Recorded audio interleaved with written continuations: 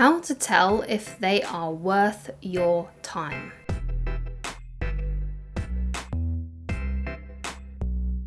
Hi guys, my name is Christine and I'm a dating, relationship and personal development coach, and today I'm talking about how to tell if they are worth your time. Now this doesn't have to be just with dating prospects, but it could also be with friendships or even business partnerships as well. So this can be used in multiple different ways. But before we get into this video, please do leave a like on it and please do subscribe if you haven't done so already. And if you want me to discuss something in a future video, then please leave it down in the comments. And if you have any tips yourself that you think may benefit other people, then please leave those down in the comments as well, so we can help each other out. So the first way to tell if someone is actually worth your time, if they're worth dating, if they're worth going into business with, if they are worth your friendship, is if they want the same things as you. If you are on the same path.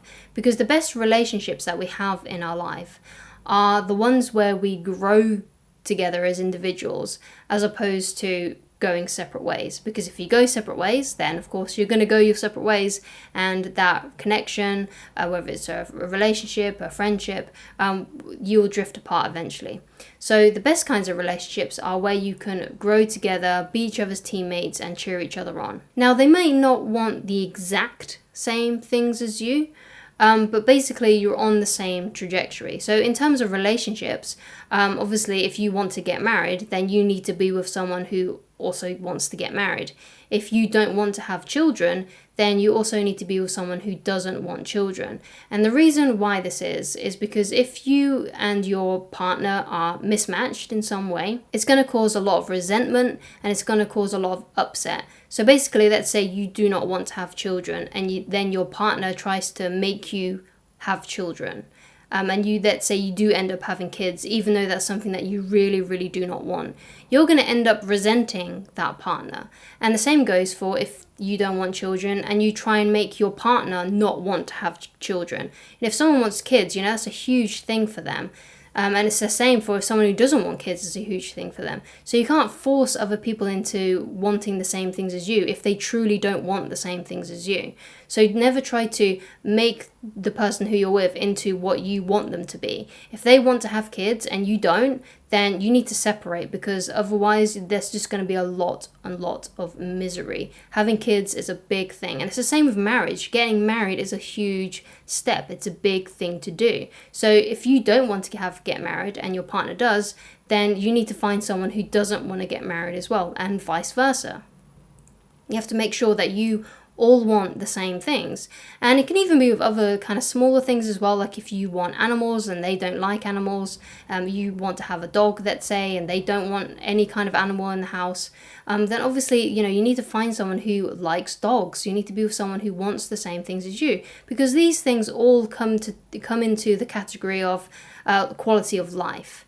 And you obviously want to have a really good quality of life, and therefore you want to find people who also want the same things as you that you believe will enhance your quality of life, and they want those things as well because it will enhance their quality of life. So if the person that you're with, or the person that you like, the person that you're dating, doesn't want the same things as you, then you need to separate. You need to go on your merry way, basically, because if not, it's just going to make resentment happen in the future and you're going to be with the wrong person, and it's not going to be a very pleasant or happy experience. So make things easier for your future self and be with someone who wants the same things as you, especially those big deal breakers about children, marriage, animals, things like that. I made a video on how to attract the right person, where I go into more in depth on things like this. So I do highly recommend that you go and watch that video, because that will really help you out with trying to find the right person. So the next way to tell if someone is worth your time is if they are genuinely enthusiastic about seeing you. So that means they're not flaky, they don't give you excuses as to not see you, even if, let's say, there is a cancellation. So let's say you guys plan to meet up on Saturday and they say, sorry, I can't do it now, but they give you an alternative time and date. that's obviously great. But if they say to you, I'm busy on Saturday, and don't give you any alternative times to meet up, that's a really, really bad sign that they are not that interested in you, and you need to cut them out of your life because for whatever reason, they're just not that enthusiastic. So you want to be with people that want to hang out with you. You want to be with people who say yes to going out with you. And even if they're busy, they still make time for you on another day or or at another time. So they might be busy, let's say when you want to meet them at 7 p.m., but they might be freer later on at 8 p.m. or something. So as long as they are still wanting to see you, still wanting to meet up with you, then they are worth your time. And if they're not doing those things, they are definitely not worth your time. If they're not enthusiastic about meeting up with you, about hanging out, they are not worth your time. One of the common mistakes I see people do, especially in dating, is hanging about way too long with people that are just not that interested. They may be a little bit interested, as in like maybe they see you sometimes, but they kind of do it to their watch. So they'll say, okay, I'll see you this day, and then they won't see you for 2 months, and then they'll agree to hang out with you again. That's not someone that you want to hang out with. That's not someone that you want to be with. You want to, especially in terms of dating, perhaps in friendships, it can be a little bit that way, because obviously in friendships, especially as you get older, you don't see your friends as often as you did when you were a teenager or when you were at school or college or university.